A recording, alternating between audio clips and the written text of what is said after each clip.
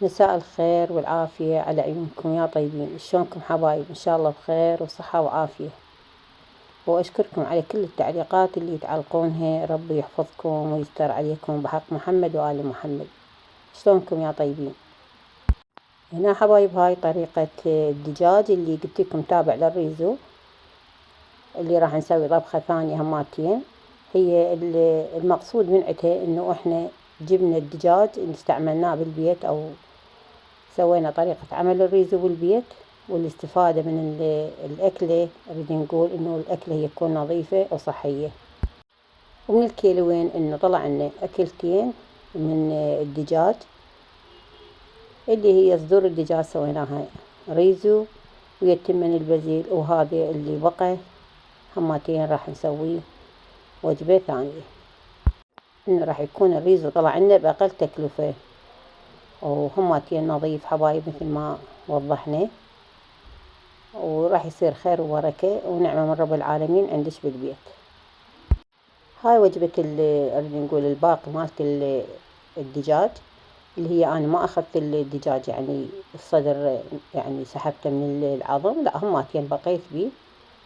وهسه راح يعني أسوي على شكل مرق، أضيف له الحمص المجروش اليوم، ونخليه بمرق الحمص المجروش، وضايفين له هماتين الدجاج.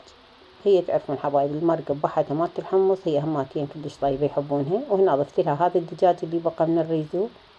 شوفوا حبايب هنا خليته حمست بزيت وبصل بالبداية. طبعا هو زيت الزيتون، يعني خليت بصل وزيت الزيتون، وقلبت الدجاج بيه أو حمسته أو شوحناه بعد شو اسمه حبايب. المهم نطلع أريد نقول هذا المي اللي بالدجاج يعني بالحمص، يعني يكون يتبخر.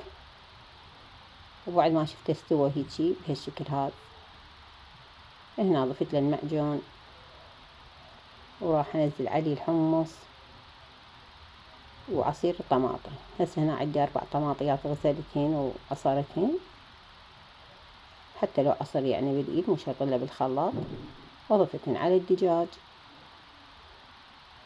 والمعجون. وهسه راح اضيفين الحمص المجروش اللي هو سلقناه وخليناه على صفا.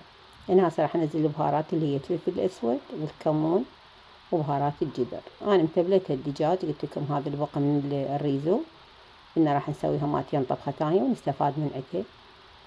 هو شنو حبايب احنا مقصدنا انه الواحد يسوي الشغلات اللي هي دائما يعني ياكلوها بالمطاعم، خاصة الاطفال تحبها، فنقدر نسويها بالبيت. يعني هماتين بأقل تكلفة، وهماتين تشوفوها شلون نظيفة يعني بالبيت، الواحد ياكلها بنظافة، يعني مأمن من عدها. احنا بصراحة كل المطعم ما هالقد نحبه. هسه ننزل حبايب هذا الحمص المجروش. الحمد لله والشكر، يعني خير ونعمة من رب العالمين موجود عندنا بالبيت. أغلب العوائل تعرف إنه هذا الحمص اللي هو بالحصة دائما ينطون، يعني ينطونه. هسه تقريبا هاي ربع كيلو من الحمص نزلت عليه، وأضيف له المي، خليها يعني على النار تقريبا ربع ساعة تكون المرقة استوت وجهزت للأكل. بس بعد ما نزلنا الحمص نقلبها قلبتين على النار. شوفوا حبايب هي واضحة قدامكم الصورة، ماكو داعي انه احكي انا واقولكم.